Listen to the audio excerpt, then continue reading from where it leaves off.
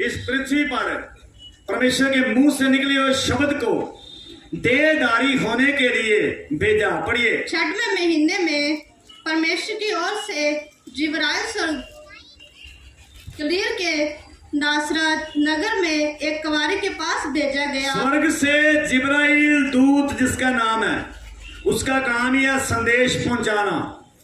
मरियम नाम की एक पवित्र बेटी जो परमेश्वर पर आशा लगाए थी, क्योंकि परमेश्वर ने कुछ समय पहले एक व्यक्ति को चुन लिया था। जब सब लोग प्रार्थना नहीं करते थे तो उसका नाम, उस समय जाति और धर्म के लोग नहीं थे, ये शब्द ही नहीं थे, हिंदू मुस्लिम सिख ईसाई बुद्ध पारसी यहूदी, ये नाम नहीं थे उस समय। अरे सब लोग इंसान थे जब तक वो आज्ञा में थे। जब पाप कर लिया तो सारे इंसान क्या हो गए? पापी इंसान बन गए। पापियों में से एक व्यक्ति का परमेश्वर ने प्रकट किया अपने आप को। उस समय मैंने पहले बताया कि कोई हिंदू मुस्लिम सिख ईसाई बुद्ध पारसी यहूदी कोई नाम नहीं है, ये नाम उस समय प्रचलित नहीं थे। अब्राहम के एक व्यक्ति के ऊपर परमेश्वर ने अपने आप को प्रकट किया।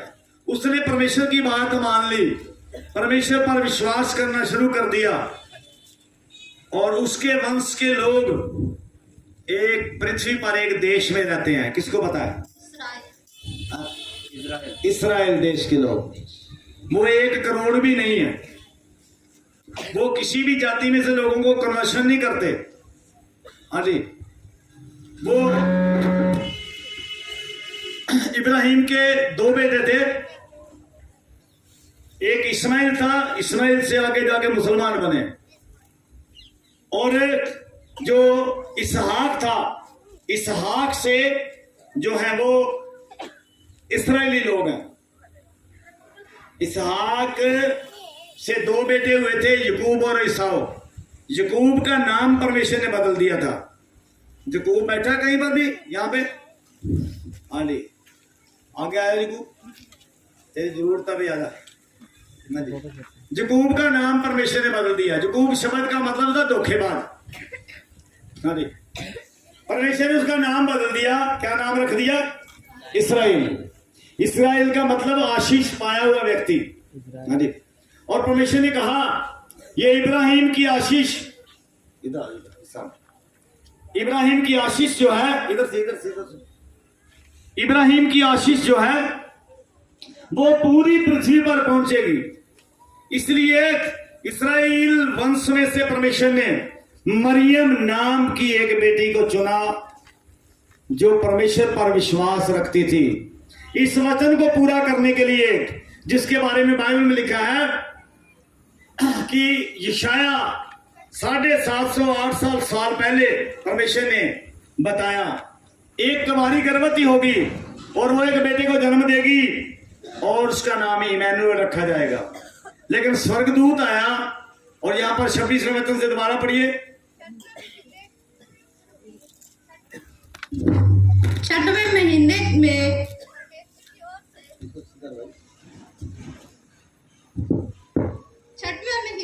परमेश्वर की ओर से जिब्राइल स्वर्गदूत गलील के नासरत नगर में एक कुंवारी के पास भेजा गया। एक कुंवारी के पास स्वर्गदूत आया, जिसकी मंगनी यूसुफ नामक दाऊद के घराने के एक पुरुष से, और इसकी मंगनी हो चुकी थी यूसुफ नाम के एक व्यक्ति से। उस कुंवारी का नाम मरियम था। उसका नाम मरियम था। मैं शॉर्ट में बता रहा हूं, इसको स्वर्गदूत ने आगे बोला, मरियम तुझे बधाई हो। और पहली बार स्वर्गदूत देखा था, पहले बात ये डर गई, और बधाई सुन के और भी घबरा गई। स्वर्गदूत ने क्या बोला है? 28वां वचन पढ़िए। स्वर्गदूत ने उसके पास भीतर आकर कहा, आनंद और जय तेरी ही हो, जिस पर ईश्वर का अनुग्रह हुआ, प्रभु तेरे साथ है। वह उस वचन से बहुत घबरा गई और सोचने लगी कि यह किस प्रकार का अभिनंदन है।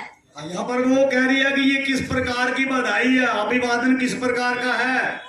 और स्वर्गदूत ने उससे कहा, हे मरियम, 30वां वचन पढ़ रहा हूं मैं, भयभीत ना हो, क्योंकि परमेश्वर का अनुग्रह तुझ पर हुआ है, और देख तू गर्भवती होगी और तेरे एक पुत्र उत्पन्न होगा, तो उसका नाम यीशु रखना। आगे 32वां वचन पढ़िए।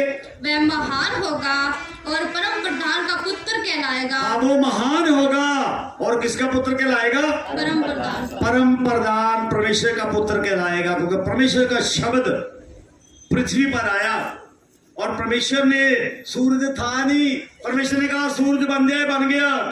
चांद था नहीं, परमेश्वर ने बोला चांद बन जाए, बन गया।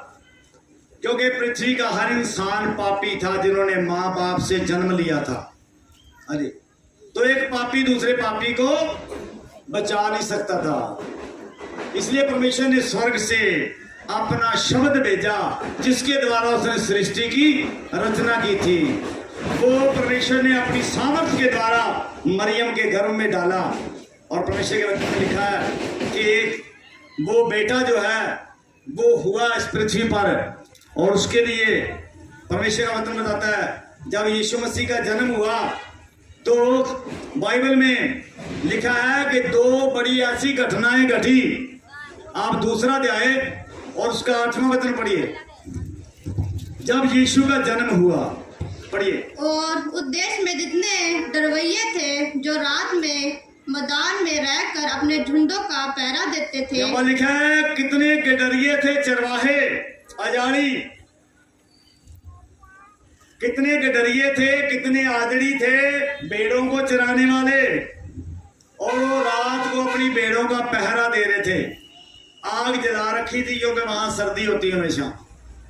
और जब वो रात को मैदान में अपनी भेड़ों के झुंड की रखवाली कर रहे थे तो क्या लिखा है, बढ़िया आगे। और प्रभु का एक दूत उनके पास आकर खड़ा हुआ। एक स्वर्गदूत आकर उनके पास खड़ा हो गया और प्रभु का तेज उनके चारों ओर चमका। और प्रभु का तेज उनके चारों ओर चमका और वह डर गए। और वो डर गए। तब स्वर्गदूतों ने उनसे कहा अब स्वर्गदूत ने उनसे कहा मत डरो, मत डरो, क्योंकि देखो मैं तुम्हें बड़े आनंद का सुसमाचार सुनाता हूँ जो सब लोगों के लिए होगा। लिखा है देखो मैं तुम्हें बड़े आनंद का सुसमाचार सुनाता हूँ जो सब लोगों के लिए होगा। कितने लोगों के लिए? सब लोग। सब लोगों के लिए, पृथ्वी पर जितने भी लोग हैं।